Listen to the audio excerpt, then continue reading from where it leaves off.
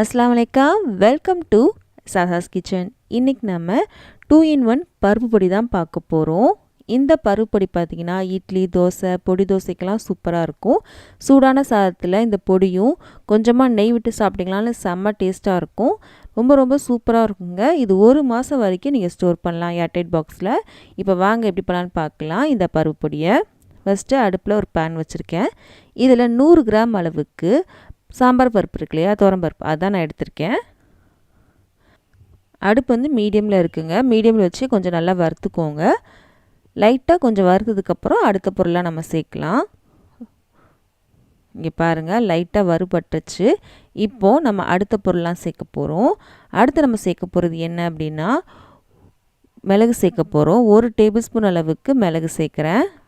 100 gram பருப்புக்கு 1 table spoon மிளகு, 1 table spoon அளவுக்கு சீரகம் சேர்க்குறோம். இதையும் சேர்த்து நல்லா வறுக்கணுங்க.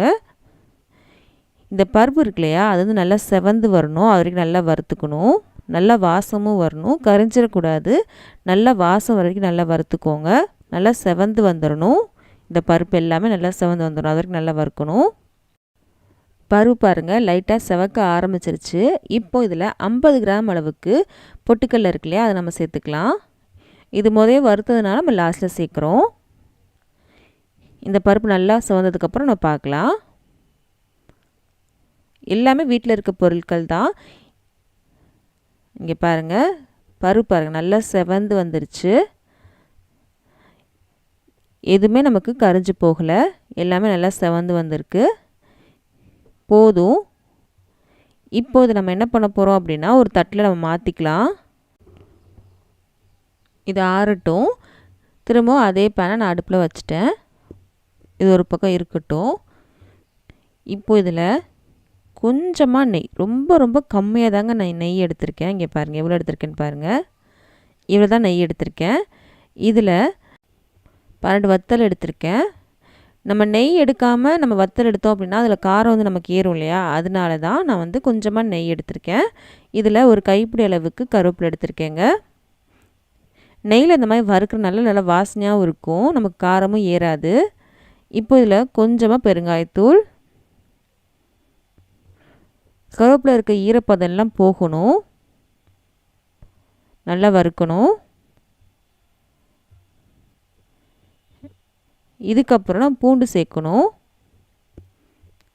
இங்கே பாருங்கள் லைட்டாக வறுபட்டுருச்சு. இப்போ இதில் நம்ம பூண்டு சேர்த்துக்கலாம். 8லேருந்து 9 பூண்டு எடுத்திருக்கேன்.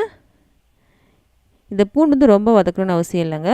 லைட்டாக வதங்கினாலே போதும். நான் தோலோடு தான் எடுத்திருக்கேன். நீங்கள் வேணுமா தோல் இல்லாமல் கூட சேர்த்துக்கலாம். தோலோடு சேர்த்தா ரொம்ப டேஸ்ட்டாக இருக்கும். கருவேப்பிலை இருக்க ஈரப்பதெல்லாம் நல்லா போயிடுச்சு. நல்ல வாசனையாகவும் இருக்குது. நான் நெய் சேர்த்துருக்கோம்ல, நல்ல வாசனையாக இருக்குது. இதையும் நம்ம எடுத்து வச்சுருந்தோம்ல, அதே பிளேட்டுக்கு மாற்றிடலாம். ரெண்டும் சூடாக இருக்கும் இல்லையா, அது நல்லா ஆறணும். ஆறுனதுக்கப்புறம் தான் நம்ம அரைக்கணும். அரைக்கும் போது நம்ம உப்பு சேர்த்தா போதும். எல்லாத்தையும் சேர்த்துட்டேன். இப்போ ரெண்டும் சூடாக இருக்கும். அது நல்லா ஆறட்டும். அதுக்கப்புறம் நம்ம அரைக்கலாம். ஆற வரைக்கும் நம்ம வெயிட் பண்ணலாம். ரொம்ப டேஸ்ட்டாக இருக்குங்க இந்த பொடி. கண்டிப்பாக நீங்கள் செஞ்சு பாருங்கள். இட்லி, தோசை, சப்பாத்தி, பொடி இட்லிக்கு எல்லாமே ரொம்ப சூப்பராக இருக்கும். கண்டிப்பாக நீங்கள் ட்ரை பண்ணுங்கள். இப்போ பார்த்திங்கன்னா நல்லா ஆறிடுச்சு. இதை வந்து நம்ம மிக்ஸி ஜாருக்கு மாற்றணும். இப்போ நல்லா கலந்து விட்டுடலாம். கலந்து விட்டு நம்ம மிக்ஸி ஜாருக்கு மாற்றிக்கலாம். ஒரு மிக்ஸி ஜார் எடுத்திருக்கேன். இதில் நம்ம சேர்த்துடலாம்.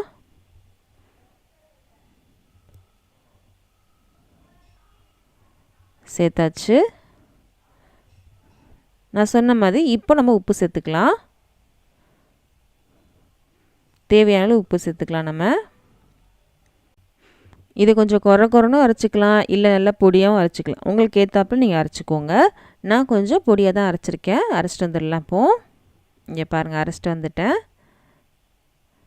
நான் ஃபைனாகவும் அரைக்கல, ரொம்ப குறன்னு அரைக்க, மீடியமாக தான் அரைச்சிருக்கேன்.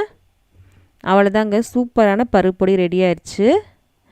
இட்லி, தோசை, எல்லாத்துக்கும் சூப்பராக இருக்கும். பொடி தோசைக்கெலாம் செம்ம சூப்பராக இருக்கும். சூடான சாதத்தில் இந்த பொடியும் கொஞ்சமாக நெய் விட்டு கலந்து சாப்பிட்டிங்கன்னா செம்ம சூப்பராக இருக்கும். கண்டிப்பாக நீங்கள் செஞ்சு பாருங்கள், உங்களுக்கு ரொம்ப பிடிக்கும். இந்த வீடியோ பிடிச்சிருக்கும் நம்புகிறேன். பிடிச்சிச்சு அப்படின்னா மறக்காம நம்ம சேனலை சப்ஸ்கிரைப் பண்ணிடுங்க, பக்கத்தில் இருக்க பெல் பட்டனையும் கிளிக் பண்ணிடுங்க. அப்போ தான் இனிமேல் போட போகிற எல்லா வீடியோஸும் இந்த மாதிரி ரெசிபிஸ்லாம் உங்கள் ஃப்ரெண்ட்ஸ்க்கும் ஃபேமிலிஸ்க்கும் பிடிக்கும் அப்படின்னா அவங்களுக்கு இந்த வீடியோ ஷேர் பண்ண மறக்காதீங்க. நம்ம அடுத்த வீடியோ சந்திக்கலாம்.